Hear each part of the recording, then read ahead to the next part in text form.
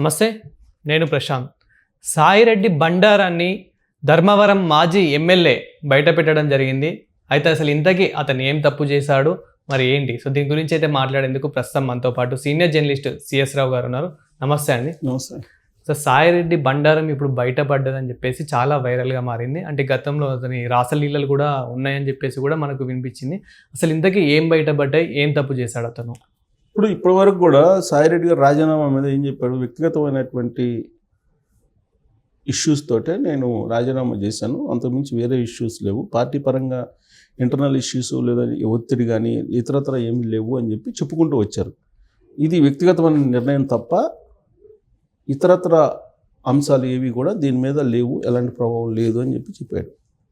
కానీ ఆయన రాజీనామా వెనక ఏం జరిగింది అనే దాని మీద రకరకాల కోణాలు వినిపిస్తూ ఉన్నాయి.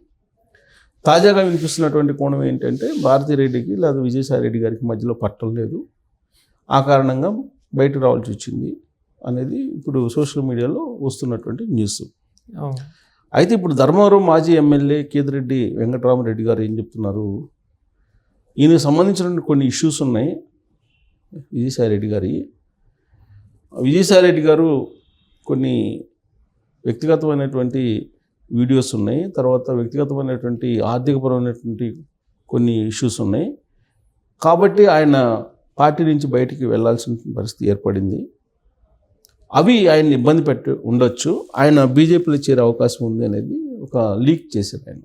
ఓకే, యాక్చువల్గా ఈ లీక్ ఎప్పుడైతే చేశాడో ఆయన మీద అసలు ఈయనే వైఎస్ఆర్ కాంగ్రెస్ పార్టీకి సంబంధించినటువంటి వాళ్ళని బీజేపీ పంపించడానికి ప్రయత్నం చేస్తున్నాడు, ఒక కోవర్ట్గా ఈయన వ్యవహరిస్తున్నారు అనేటువంటిది ఇప్పుడు రాజకీయ మార్కెట్లో వస్తున్నటువంటి తాజా న్యూస్. ఎందుకంటే కేతిరెడ్డి వెంకటరామరెడ్డి అత్యున్నతమైన విద్యను అభ్యసించాడు. ఆయన కొంచెం హుందాగా ఉంటాడు.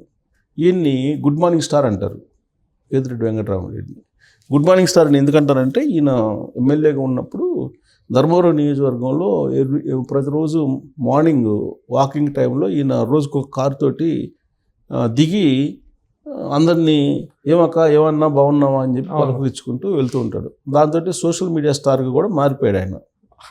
సోషల్ మీడియా స్టార్గా మారిపోయాడు, గుడ్ మార్నింగ్ స్టార్గా మారిపోయాడు. అలాగే అక్కడున్నటువంటి జనంతో కొంచెం మమేకం అవుతూ మాట్లాడుతూ మార్నింగ్ వాకింగ్ చేసేవాడు ఈయన. సో అందుకని ఆయన మీద గుడ్ మార్నింగ్ స్టార్ అని పడింది.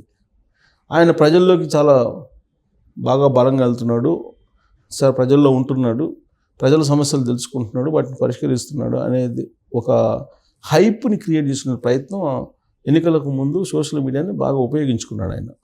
అయితే ఆయన ఎంతైతే హైప్ క్రియేట్ చేసుకోవడానికి ప్రయత్నం చేశారో అంతే స్థాయిలో ఆయన మీద అవినీతి ఆరోపణలు వచ్చాయి మీడియాలో. చెరువుని ఆక్రమించుకున్నారని, చెరువులు ఆక్రమించుకొని ఆయన వ్యవసాయ భూముల్ని కొల్లగొట్టాడని ప్రైవేట్ వ్యక్తులు, తర్వాత గ్రావెలు లాంటివి అమ్ముకున్నాడని, ఇట్లా రకరకాలుగా చాలా ఆరోపణలు ఆయన మీద రావడం జరిగింది. దాని మీద ఆయన సవాల్ చేశాడు. తర్వాత లోకేష్ మీద సవాల్ చేశారు. ఆయన ఏదో లోకేష్ హెరిటేజ్ దగ్గరికి వచ్చి సెల్ఫీ తీసుకొని ఏదో చేశాడు, ఏదో మొత్తం మీద గందరగోళం చేశాడు. ఎందుకంటే ఆయన ఆక్రమించిన భూముల దగ్గరికి వెళ్ళి యువగోళం సందర్భంగా లోకేష్ గారు ఒక సెల్ఫీ తీసుకుని పెట్టాడు ట్వీట్లో. దానికి ప్రతిగా ఈయన కూడా హెరిటేజ్ దగ్గరికి వెళ్ళి లోకేష్ మీద ఏదో ఒక ట్వీట్ పెట్టాడు. సో మొత్తం మీద ఏంటంటే ఆయన సోషల్ మీడియా స్టార్గా మారిపోయాడు. సోషల్ మీడియాలో ఆయనకి ఫాలోయింగ్ కూడా ఎక్కువ ఉంది. జగన్మోహన్ రెడ్డి గారు కూడా ప్రజల్లోకి రోజు వెళ్తున్నాడు అని చెప్పి ఆయన ఇచ్చినటువంటి ర్యాంకుల్లో కూడా గ్రాఫ్ కూడా ఈయనకు బాగానే ఉందని చెప్పి ఆయన భావించాడు జగన్మోహన్ రెడ్డి గారు. అందుకే 2024లో ఆయనకి టికెట్ ఇచ్చారు. 2024 ఎన్నికల్లో ధర్మవరం నుంచి ఓడిపోయారు. కేతిరెడ్డి వెంకటరామరెడ్డి గారు ఓడిపోయారు. ఓడిపోయిన తర్వాత ఆయన అన్నది ఏంది, జగన్మోహన్ రెడ్డి గారు సరిగ్గా చేయలేదు, జగన్మోహన్ రెడ్డి గారి వల్ల ఓడిపోయావు అని చెప్పేసి అన్నారు. అప్పుడు అదొక పెద్ద వివాదం అయింది. అసలు ఈయన పార్టీ నుంచి వెళ్ళిపోతున్నాడేమో అనేటువంటి ఒక ప్రచారం కూడా జరిగింది. అయితే ఇప్పుడు వైఎస్ఆర్ కాంగ్రెస్ పార్టీలోనే ఉంటున్నాడు. వైఎస్ఆర్ కాంగ్రెస్ పార్టీలోనే ఉంటూ వైఎస్ఆర్ కాంగ్రెస్ పార్టీలో ఉండేటువంటి లీడర్లు ఎవరైతే ఉన్నారో జగన్మోహన్ రెడ్డి గారి కోటరీ ఏదైతే ఉందో ఆ కోటరీని టార్గెట్ చేస్తున్నాడు ఈయన. అప్పుడప్పుడు అవకాశం వచ్చినప్పుడల్లా తప్పుదావ పట్టించారు జగన్మోహన్ రెడ్డి గారిని. కోటరీ ఉంది, ఆ కోటరీ దాటి ఎవరు వెళ్ళడానికి లేదు, నాలాంటి వాళ్ళు కూడా జగన్మోహన్ రెడ్డి గారితో మాట్లాడకుండా అడ్డుకుంటున్నారు మధ్యలో వాళ్ళు సో ఆ కోటరీని తప్పుదోవ పట్టించింది, ఆ కోటరీ కారణంగానే వైఎస్ఆర్ కాంగ్రెస్ పార్టీ ఓడిపోయింది అనేటువంటి అభిప్రాయాన్ని అప్పుడప్పుడు వ్యక్తం చేస్తూ న్యూస్లో నిలుస్తూ ఉన్నాడు ఈయన.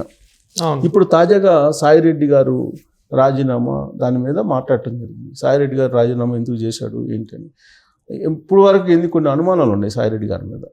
ఇప్పుడు శాంతి ఎపిసోడ్ ఇచ్చినప్పుడు ఈయనేదో శాంతిని లోపరుచుకొని ఒక పిల్లడిని కూడా కన్నాడు, సో డిఎన్ఏ టెస్ట్ చేయాలని చెప్పేసి శాంతి భర్తే అడుగుతున్నాడు. అలాగే అంతకుముందు ఈ ఎపిసోడ్ కంటే ముందు వైజాగ్లో కొంతమందికి మేయర్ టికెట్ ఇప్పిస్తారని, కార్పొరేట్ టికెట్లు ఇప్పిస్తారని కొంతమంది యువతల్ని ఈయన లోపరుచుకున్నాడు.